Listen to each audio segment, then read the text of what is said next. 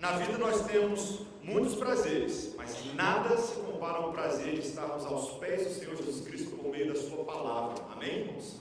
Amém. Nós vamos fazer isso exatamente agora, abrindo a palavra do Senhor em Lucas, capítulo 19, versículos 28 até o final do capítulo, versículo 48.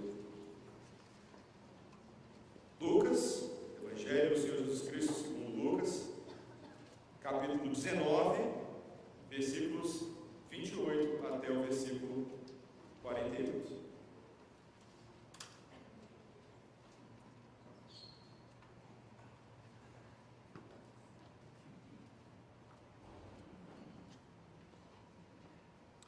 A palavra do Senhor diz assim, irmãos: E dito isto, prosseguia Jesus, subindo para Jerusalém. Ora, aconteceu que ao aproximar-se de Betfagé e de Betânia, junto ao Monte das Oliveiras, enviou 2 de seus discípulos, dizendo-lhes: Ide à aldeia fronteira, e ali, ao entrardes, achareis preso um jumentinho que jamais homem algum montou. Soltai-o e trazei-o. Se alguém vos perguntar: Por que o soltais? Respondereis assim: Porque o Senhor precisa dele. E indo, os que foram mandados acharam segundo lhes dissera Jesus. Quando eles estavam soltando o jumentinho, seus donos lhes disseram: Por que o soltais? Responderam: Porque o Senhor precisa dele. Então o trouxeram e, pondo as suas vestes sobre ele, ajudaram Jesus a montar. Indo ele, estendiam no caminho as suas vestes.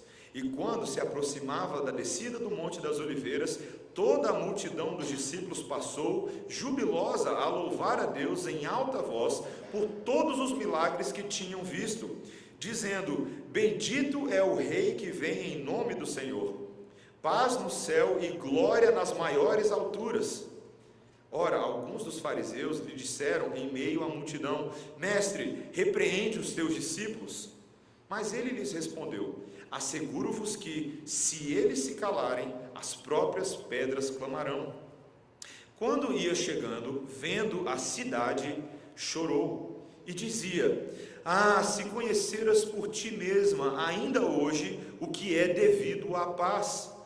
Mas isto agora está oculto aos teus olhos. Pois sobre ti virão dias em que os teus inimigos te cercarão de trincheiras, e por todos os lados te apertarão o cerco, e te arrasarão, e aos teus filhos dentro de ti. Não deixarão em ti pedra sobre pedra, porque não reconheceste a oportunidade da tua visitação. Depois, entrando no templo, expulsou os que ali vendiam, dizendo-lhes: Está escrito, a minha casa será casa de oração, mas vós a transformastes em covil de salteadores. Diariamente, Jesus ensinava no templo, mas os principais sacerdotes, os escribas e os maiorais do povo procuravam eliminá-lo. Contudo, não atinavam em como fazê-lo, porque todo o povo, ao ouvi-lo, ficava dominado por ele. Essa é a palavra do Senhor. Vamos orar mais uma vez, irmãos. Senhor, nós te louvamos nessa noite pelo santo evangelho de Cristo Jesus, declarado, afirmado, confessado diante de nós pela pena do médico Lucas, inspirado pelo Espírito Santo, para nos anunciar a Cristo, a verdade que liberta, a verdade que transforma. Dá-nos graça para compreendê-la em nome de Jesus. Amém. Eu vou ler uma profecia para vocês, posso? Posso? Preste atenção na profecia. Ouça bem. Nem tudo que é ouro fulgura, nem todo vagante é vadio. O velho que é forte perdura, raiz funda não sofre o frio. Das cinzas um fogo há de vir, das sombras a luz vai jorrar. A espada há de nova reluzir, o sem coroa há de reinar. Quem foi que falou isso? Interessante, né? Essa é uma antiga profecia traduzida por Bilbo Bolseiro, o famoso hobbit da saga O Senhor dos Anéis, no livro O retorno do rei. Talvez você não tenha ideia do que eu esteja falando, e ao falar isso, eu estou só confirmando alguma coisa que já ouvi das pessoas, que é, essa igreja de vocês aí é muito intelectual, vocês gostam das coisas diferentes. É a forma das pessoas dizerem que a gente é meio nerd. Acontece um pouco aqui na Redenção. Mas esse livro, mesmo que você não tenha lido e você não tem obrigação de lê-lo, seria muito bom se você o fizesse. É uma ficção, na verdade, uma trilogia do famoso Tolkien. Uma ficção que tem paradigmas cristãos, e essa profecia especificamente trata de um personagem importante no livro, que é Aragorn, filho de Arathorn, um personagem fictício, que é um dos principais protagonistas. Ele é um guardião do norte, e quando nós somos apresentados a Aragorn, só para você que não leu o livro, para você saber, logo no primeiro livro, ele é apresentado como Passo Largo. Ele encontra com os hobbits que acabaram de sair ali da região do Condado, e ele é um misterioso guerreiro, e ele é convocado para ajudar hobbits, principalmente o Frodo, eventualmente na Sociedade do Anel, a destruir o Anel e derrotar o poder de Sauron. E no primeiro momento você não dá muita coisa para o Aragorn. Sim, ele é habilidoso, ele é bastante misterioso, mas à medida que a narrativa vai se desenvolvendo, esse homem, por meio das suas virtudes, sua sabedoria, sua coragem e bravura em salvar os seus inimigos, sua destreza e sua habilidade na batalha, ele passa a mostrar que há muito mais nele do que os olhos podem ver. As evidências apontam de que ele não é um mero coadjuvante na história, mas de que ele de fato é um dos personagens principais, como o último livro da saga acaba mostrando. Vai aí o spoiler para você que ainda não leu.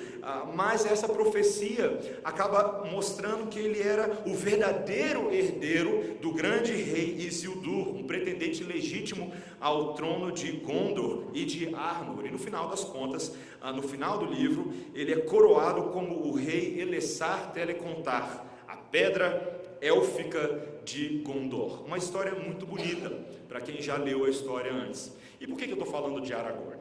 Porque eu acho que Tolkien capturou bem nesse personagem uma tipificação, uma tipologia parecida com a jornada do nosso Senhor Jesus Cristo. Muitas pessoas, quando conhecem Jesus, no primeiro estágio do seu ministério, não dão muita coisa para ele. Certo? É um homem de palavras interessantes, é um homem que notadamente começa a chamar a atenção por alguns supostos prodígios e milagres, mas à medida que o Evangelho de Lucas e os outros evangelhos vão nos contando a narrativa dele, de fato, suas virtudes, sua sabedoria, sua bravura, sua autoridade mostram que há muito mais nele do que os olhos podem ver. Este é o verdadeiro Rei do Universo. As pessoas podem ter alguma opinião sobre ele, como a gente vê nos nossos dias.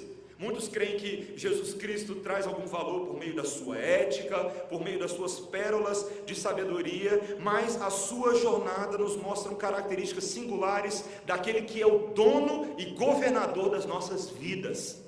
Ele não é um homem qualquer, ele tem o direito, por direito dele, de governar sobre nós. E essa narrativa que nós estamos lendo hoje, esse trecho do Evangelho, é um convite para que nós o conheçamos, mas sobretudo para mostrar que o alvo da nossa salvação é que nós sejamos transformados na imagem dele, para que no esplendor da sua majestade nós encontremos a maneira de sermos transformados, as virtudes e as características que caracterizam a vida de todo cristão e devem caracterizar os nossos grandes alvos e metas de vida. E assim nós mesmos, à medida que somos transformados na imagem do Filho e conformados ao Filho de Deus, poderemos nos submeter ao governo dele sobre nós e cooperarmos com o seu reinado eterno que se inicia neste mundo. Existem 4 características transformadoras do nosso rei, que o nosso rei exibe, que nós devemos cultivar nas nossas vidas. Nesse texto, nós vamos ver a humildade deste rei, a compaixão deste rei, o zelo e a doutrina. Humildade, compaixão, zelo e doutrina. 4 coisas que nós precisamos aprender Primeiro, a identidade do rei, a partir do versículo 28, que nos diz: e dito isto, prosseguia Jesus subindo para Jerusalém. Enfim, o livro de Lucas começa a culminar no ponto clímax do ministério de Jesus, o seu retorno a Jerusalém. Neste período era a época da Páscoa dos judeus, e a essa altura do campeonato, o rei Jesus Cristo já era bastante conhecido, sua fama havia se espalhado, e este rei é chegado agora, neste momento, a Sião, a cidade da aliança de Deus com o seu povo. Mas Jerusalém neste momento tinha uma relação política com Roma, ela estava sob o governo dos romanos como província, e os romanos tinham muitas práticas para como receber suas realezas e seus dignatários. Toda vez que chegava alguém importante na cidade, a liderança política e religiosa da cidade ia até o portão para recebê-lo. Era uma prática. O povo se trajava com ornamentos adequados para a ocasião. Aquele dignatário, ele, se era bem conhecido, como era o caso, era honrado com discursos feitos em nome da cidade, expressando o seu privilégio de receber a visita daquela pessoa tão importante. Sabe quando alguém chega em cidade pequena, aí todo mundo tem que fazer um discurso para dizer como é importante que você venha visitar a nossa cidade? Era muito comum naqueles dias. Entretanto, Jesus não foi recebido dessa forma. Essa não foi exatamente a maneira como as pessoas responderam no primeiro momento, mas também nem a maneira como o próprio Senhor Jesus Cristo aprontou a sua própria chegada. Em primeiro lugar, essa distinta entrada de Jesus, ela tem a ver com um propósito da antiga aliança. Ao fazer o que o Senhor Jesus Cristo vai fazer agora, Ele está cumprindo expectativas e profecias messiânicas a seu respeito. A primeira coisa que Ele dá ordem aos seus discípulos é para que eles vão num vilarejo fronteiriço com Jerusalém e busquem ali um jumentinho que estava amarrado num certo poste. Que informação curiosa, né? O Senhor Jesus Cristo vira para eles e pede essa informação. Como é que o Senhor Jesus Cristo sabia desse tipo de coisa? Claramente se mostra aqui um conhecimento onisciente do Senhor Jesus Cristo a respeito de algo que Ele precisava fazer, e os discípulos lá foram e acharam o jumentinho do jeitinho que Ele falou que eles iam achar.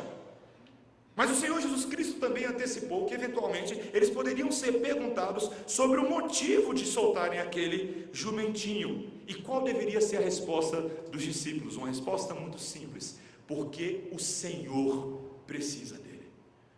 O título Senhor é o título messiânico. O verdadeiro Deus precisa dele. Não tem discussão. Esse jumentinho é para ele, esse jumentinho pertence a ele. E ele faz o que ele bem quiser com o jumentinho.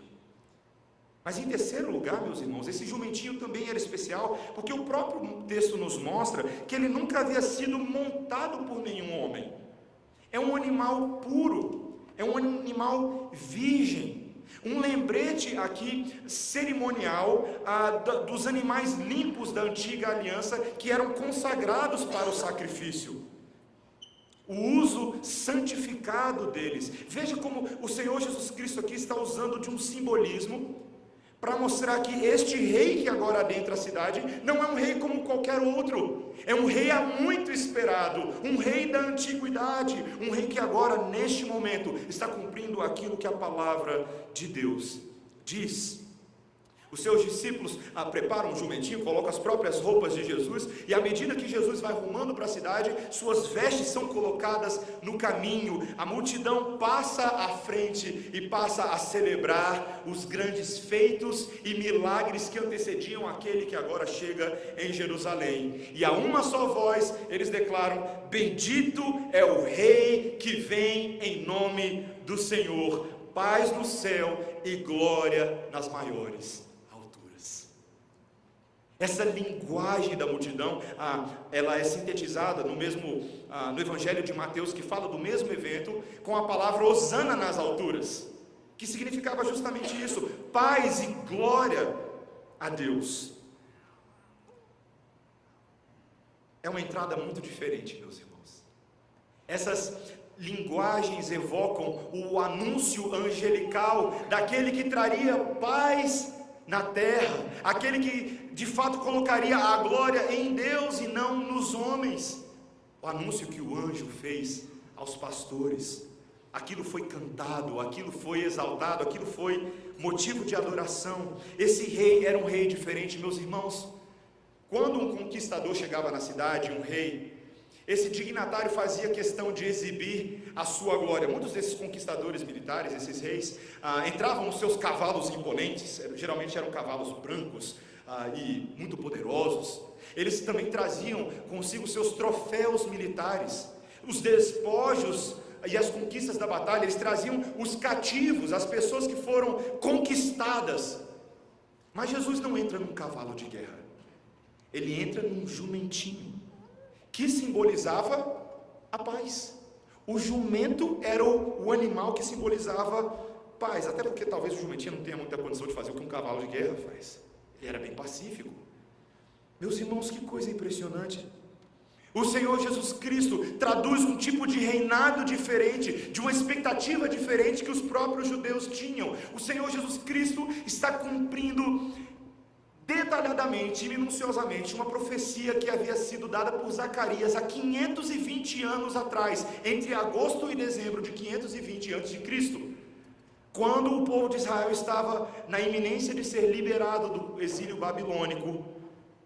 Zacarias, há tantos anos atrás, havia dito: alegra-te muito, ó filha de Sião, exulta, ó filha de Jerusalém, eis aí te vem o teu rei, justo e salvador, humilde, montado em um jumento, num jumentinho cria de jumenta.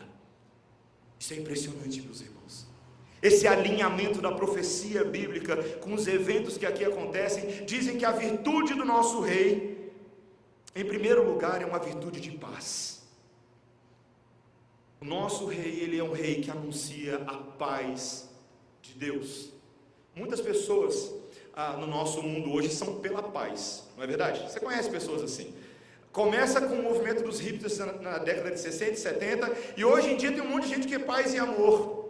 Que o grande objetivo do mundo é a paz, o amor, a convivência harmônica. Eu estou acompanhando as notícias mundiais aí sobre os problemas raciais, sociopolíticos nos Estados Unidos, por exemplo, em outras partes do mundo, e o grande discurso dos nossos dias é: precisamos de paz e harmonia entre as pessoas.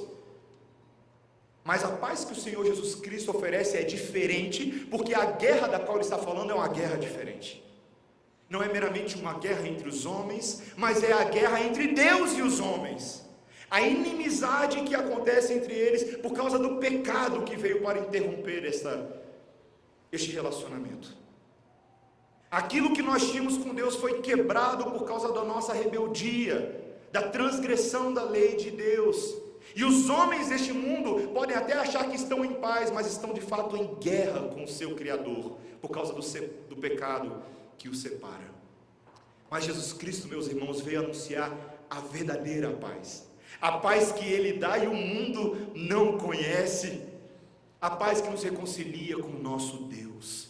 Essa é a paz que Ele veio oferecer. E é por isso, meus irmãos, que o cristianismo não pode ser comparado a nenhuma outra religião desse mundo, que visa meramente trazer uma sensação de alívio e de paz interior, porque nós estamos falando de paz real, não apenas paz sentimental.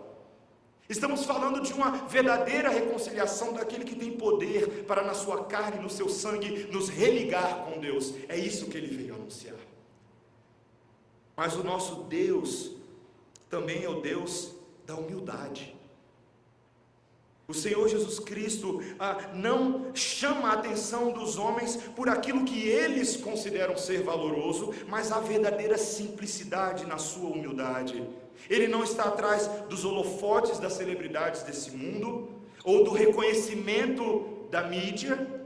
Ele não carece dessas coisas, pois a sua glória é a verdadeira glória, que homem algum lhe pode reputar. Meus irmãos, isso nos ensina algo impressionante, uma virtude que nós devemos buscar e cultivar diante do Senhor. Tantas vezes nós achamos que o nosso valor está na percepção dos homens a respeito da nossa importância. A gente se maqueia demais nesse mundo, não somente as mulheres, todos nós. Tem muita maquiagem. Nós queremos ser percebidos, nós queremos ser valorizados, mas ignoramos a nossa verdadeira identidade diante do Senhor, se é que nós cremos no Senhor.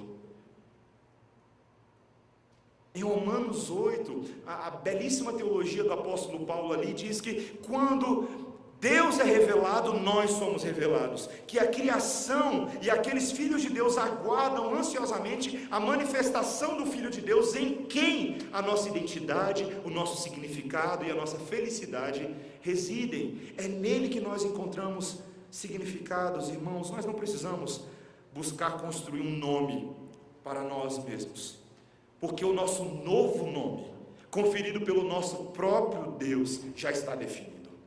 Eu não preciso conquistar o favor dos homens. Eu posso verdadeiramente ser como o meu Senhor Jesus Cristo neste mundo. Os fariseus, logo no versículo 18, no versículo 39, veja comigo como eles reagem.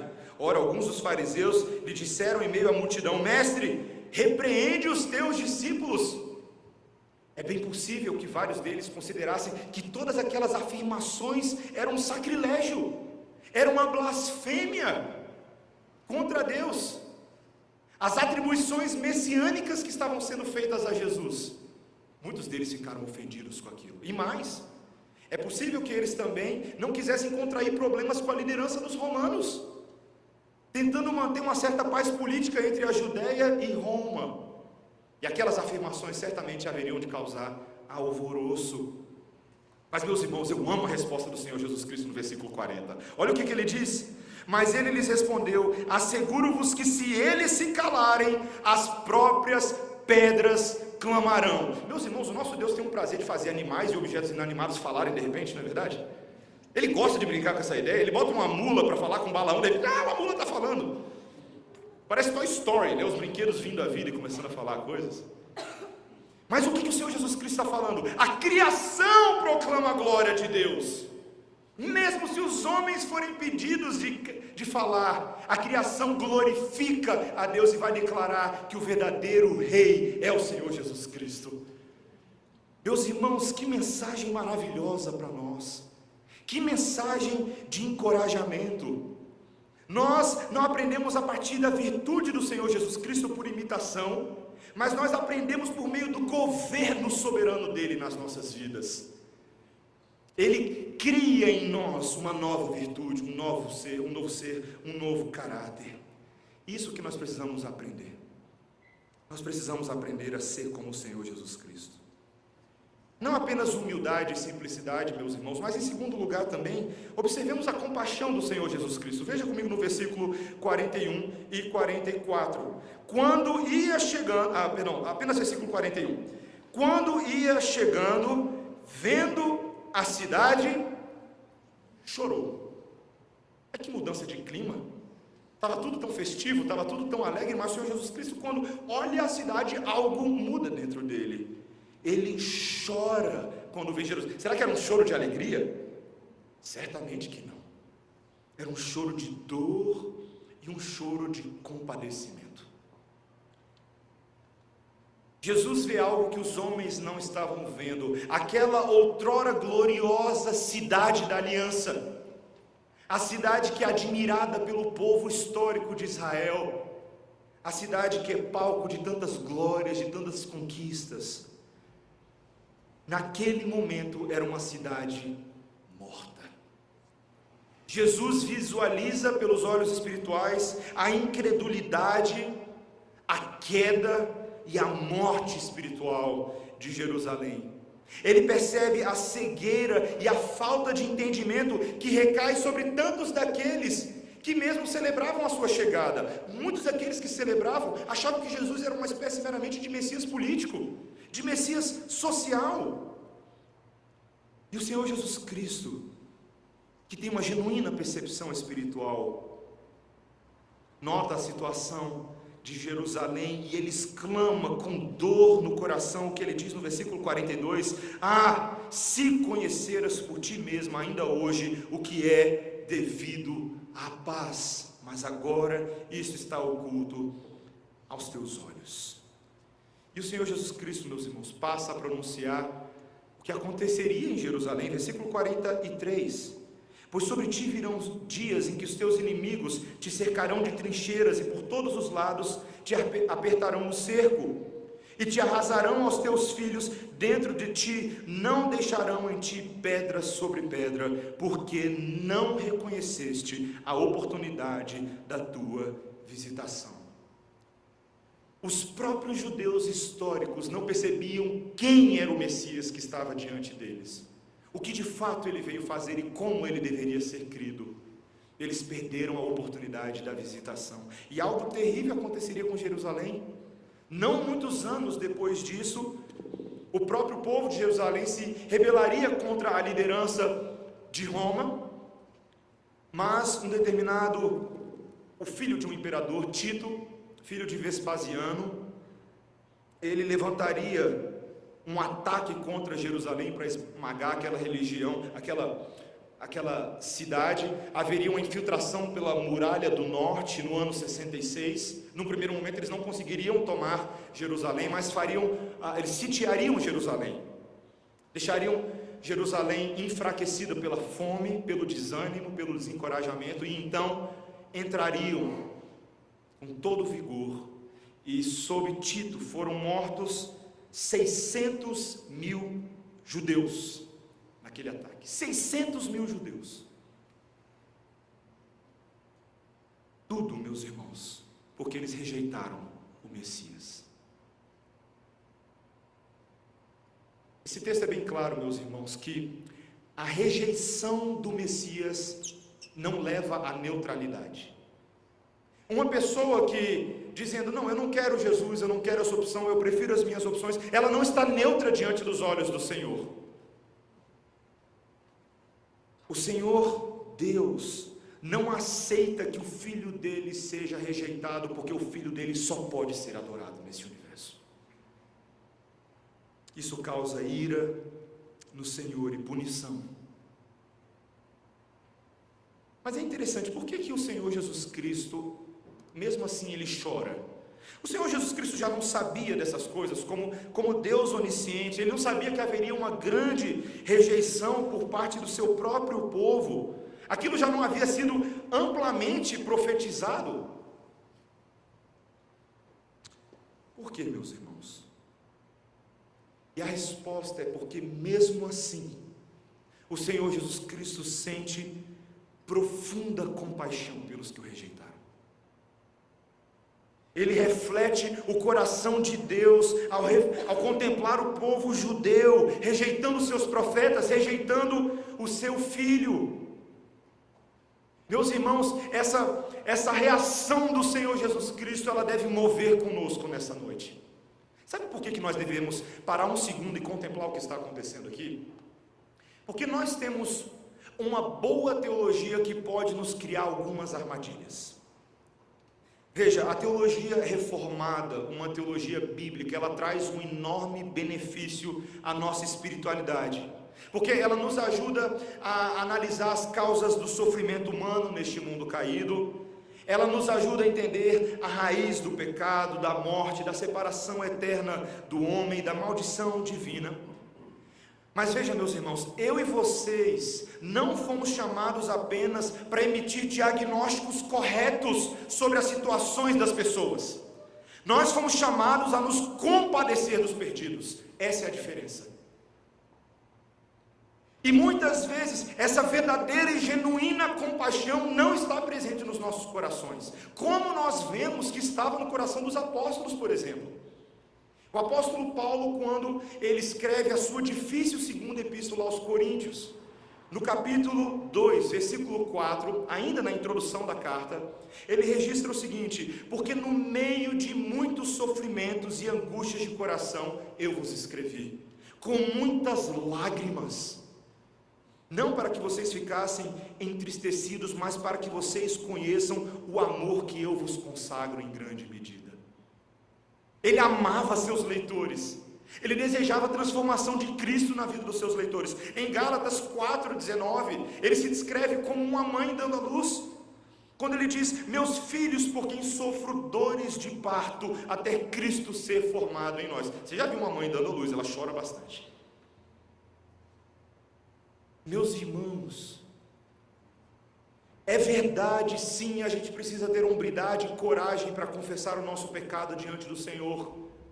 A igreja do Senhor Jesus Cristo nos nossos dias é culpada de uma tremenda insensibilidade com a perdição e o engano de muitos.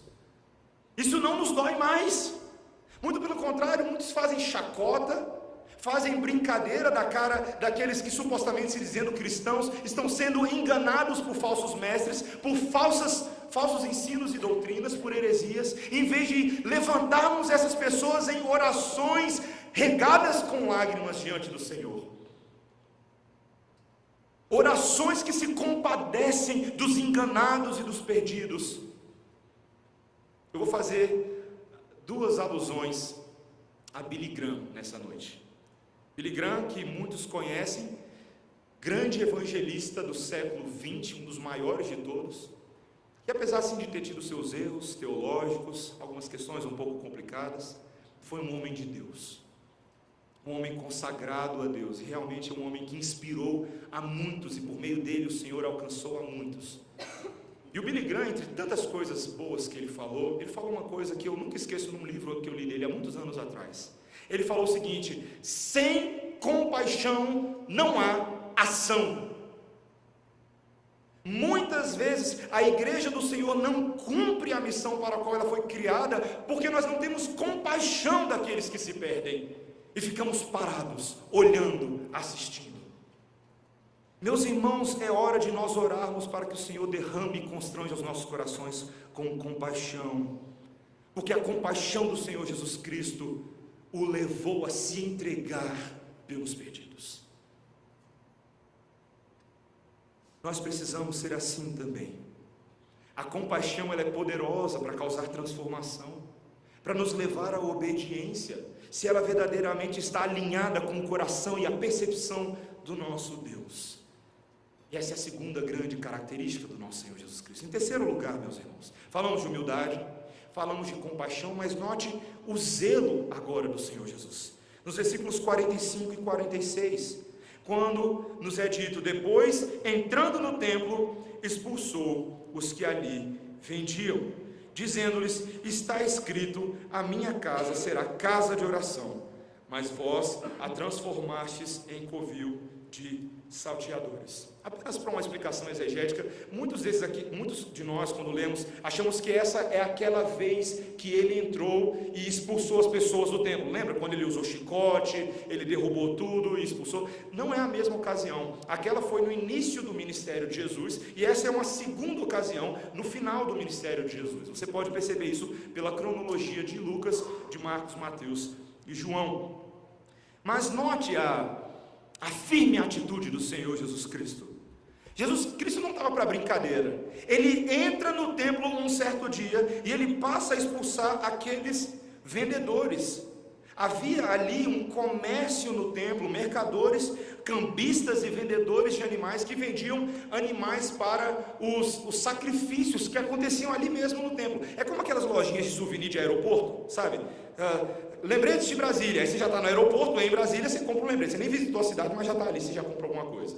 Era conveniente para o povo você associar o comércio àquela prática religiosa feita sem reflexão na vida do povo.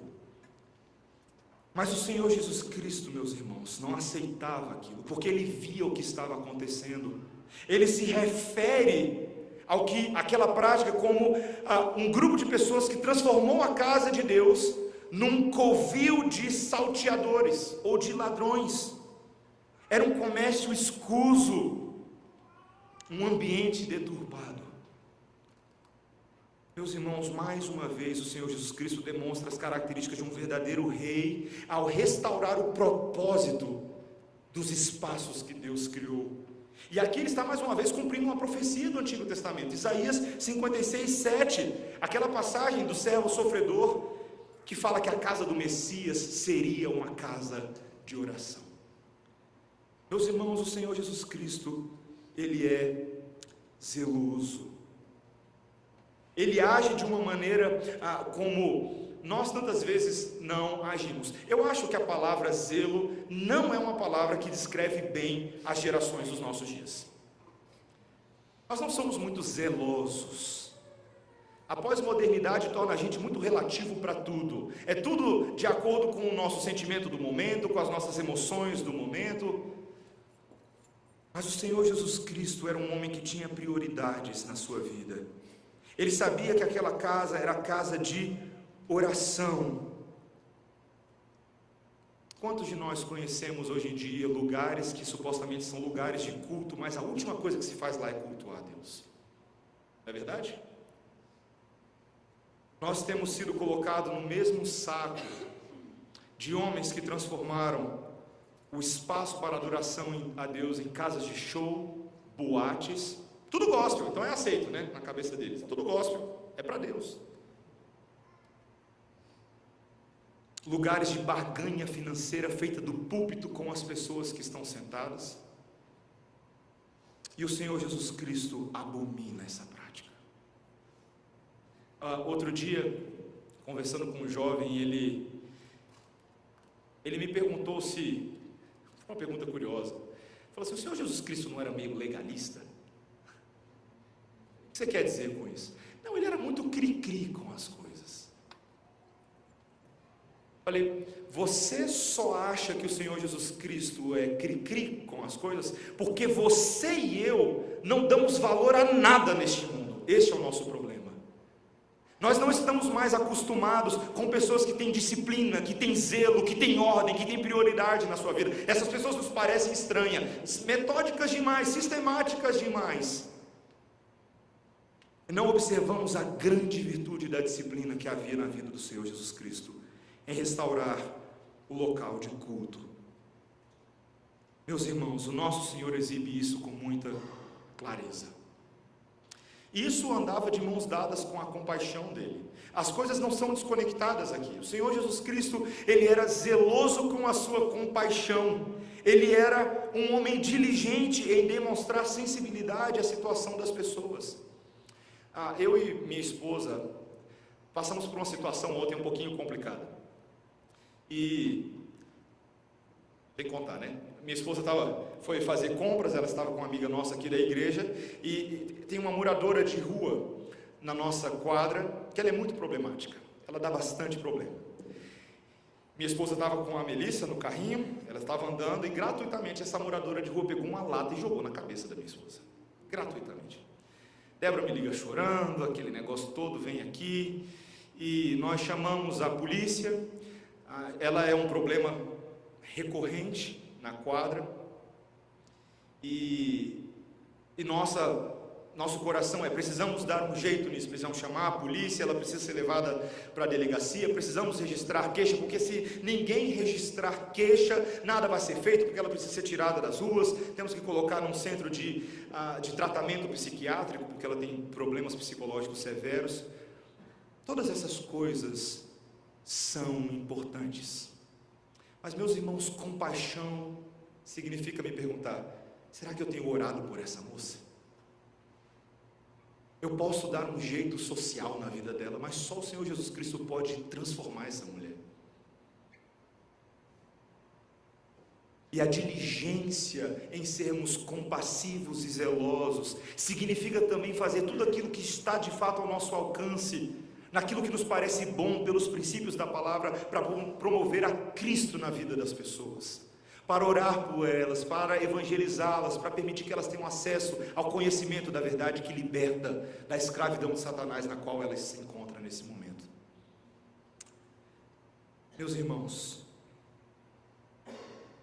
o Senhor Jesus Cristo era humilde, ele era zeloso, ele era cheio de compaixão, mas ele tinha uma doutrina também que atraía. E assim nós fechamos com os versículos 47 e 48. Diariamente Jesus ensinava no templo, mas os principais sacerdotes, os escribas e os maiorais do povo procuravam eliminá-lo. Na iminência da morte que se aproximava, o Senhor Jesus Cristo não para de cumprir a sua missão. O texto nos diz que diariamente ele ensinava no templo. Essa era a rotina do Senhor Jesus Cristo. Essa era a vocação para a qual ele veio neste mundo, para fazer a vontade de Deus conhecida, e ele fazia isso com zelo. Ele fez isso no início do ministério dele, ele fez isso no meio do ministério dele, e ele fez isso no final.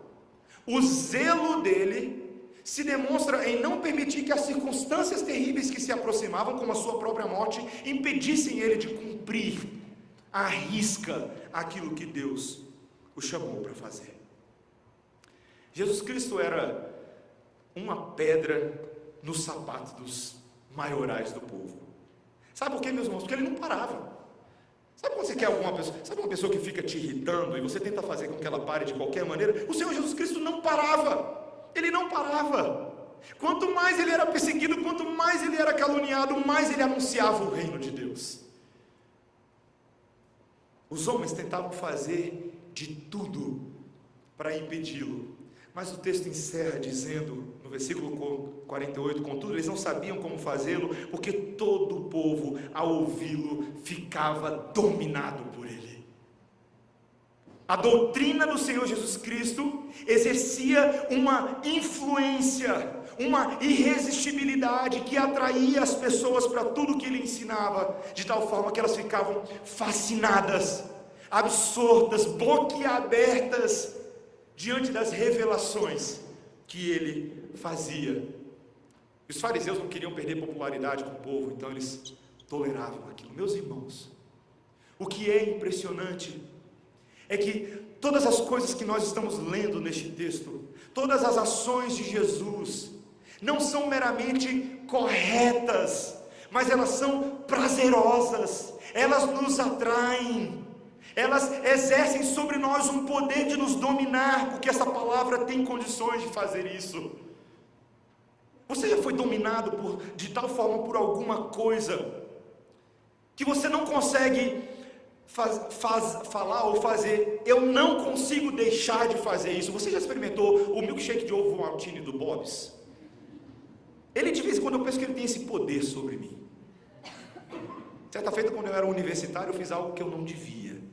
Eu tomei um de 500, a barriga estava cheia, mas não satisfeito, eu comprei outro de 500.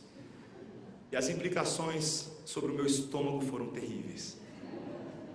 Foram terríveis. Meus irmãos, o Salmo 119, ao descrever os maravilhosos testemunhos de Deus por meio da sua lei, ele nos diz que a palavra de Deus é doce ao paladar, de que ela é agradável, de que ela é prazerosa, de que ela nos atrai pela sua superioridade, como o pastor Tim Keller afirma. As palavras do Senhor Jesus Cristo são impressionantes, meus irmãos, porque de fato essas palavras são imagens nítidas para os cegos que antes não enxergavam. Elas são sons impressionantes para os surdos que não ouviam. Elas são muletas verdadeiras para os coxos que não tinham condições de andar. Elas são a fórmula da ressurreição para aqueles que estavam mortos nos seus delitos e pecados. Meus irmãos, a doutrina do nosso Senhor Jesus Cristo não pode ser comparada a nada neste mundo, porque nada se compara ao poder e à autoridade da palavra de Deus. Ela cumpre o seu objetivo. Todas as vezes que Deus quer salvar, Ele usa necessariamente a sua palavra, porque é por meio da pregação dela que fé é gerada no coração. É por meio da pregação fiel dela que os nossos corações tortos são consertados, que a nossa rebeldia é corrigida. É por meio da pregação fiel da palavra que nós conhecemos a autoridade do nosso Rei. Meus irmãos, o nosso Rei é cheio de virtudes e qualidades, mas elas não existem apenas para que Ele nos mostre como Ele é bom. Elas são imputadas a nós pela justiça de Cristo, para que nós possamos ser bons como Ele é bom. Eu te pergunto, faço essa pergunta: você tem sido e atestado a transformação de Cristo na sua vida? Você tem experimentado na sua caminhada com o Senhor aquela humildade que deve caracterizar os filhos de Deus? Ou você é uma pessoa que, se dizendo crente, é um arrogante bobão, soberbo, que não aceita a correção do Senhor e não aceita que ninguém te diga nada que você deve fazer? Será que você tem sido transformado na compaixão do Senhor Jesus Cristo? Ou continua como uma muralha de Jericó impenetrável, duro, insensível às necessidades dos seus irmãos na igreja ao seu redor? Será que nós temos sido transformados no zelo de Jesus Cristo? Ou continuamos preguiçosos na nossa vida espiritual? Será que nós, meus irmãos, temos amado o ensino e a doutrina do nosso Senhor? Ou nós somos como os judeus que a desprezavam tantas vezes? Meus irmãos, este que nós estamos vendo nessa noite é o Rei verdadeiro. No início eu falei que uma profecia eventualmente revelaria que Aragorn era o herdeiro do grande rei Isildur, mas isso é ficção. O que nós estamos falando de hoje à noite não é ficção. Aragorn era a suposta pedra élfica, mas Jesus Cristo é a pedra angular, a pedra que é o sustento do edifício, a igreja que somos nós. Ele é o nosso verdadeiro rei, e a profecia a seu respeito continua a ser transmitida nos dias de hoje, para que nós o amemos em espírito e em verdade. Essa profecia, como o apóstolo Paulo diz ao seu discípulo Timóteo, em 1 Timóteo capítulo 3, versículo 16, é uma profecia muito superior à profecia de Aragorn, porque ele diz: evidentemente, grande é o mistério da piedade. Aquele que foi manifestado na carne, foi justificado em espírito, contemplado por anjos, pregado entre os gentios, crido no mundo, recebido na glória. Esse é o nosso Deus, recebido na glória, de onde virá para nos resgatar, a nós que cremos nele e somos transformados por ele. Amém? Que o Senhor nos ajude, meus irmãos, nessa caminhada de fé. Oremos. Senhor Deus, quão magnífico é o nome de Jesus entre todos os nomes, o nome sobre todo nome, o nome que reina de forma inigualável, sem competição, sobre todos os falsos pretendentes, o único e soberano Rei, que tão dotado de misericórdia ainda encontra tempo para cada um de nós, para nos transformar individualmente e corporativamente como família de Deus. Este é um Rei que nós não conseguimos conceber. Que Rei neste mundo dedicaria tempo a cada um de nós, com todos os nossos problemas, idiosincrasias, dificuldades, mas este é o Rei cujos ouvidos estão sempre inclinados para receber a nossa dor, o nosso clamor, a nossa súplica e a nossa adoração. Senhor, nós te louvamos porque o Senhor Jesus Cristo é o Rei que nos constrange a imitá-lo, a cultivarmos as mesmas virtudes, as mesmas qualidades e habilidades. Ensina-nos, ó Deus, a sermos como Jesus. Queremos ser como Ele todos os dias. Ajuda-nos em nome de Jesus. Amém. Vamos ficar de pé, irmãos. Vamos cantar com alegria, rendendo louvor ao único Deus e Rei digno de tudo isso.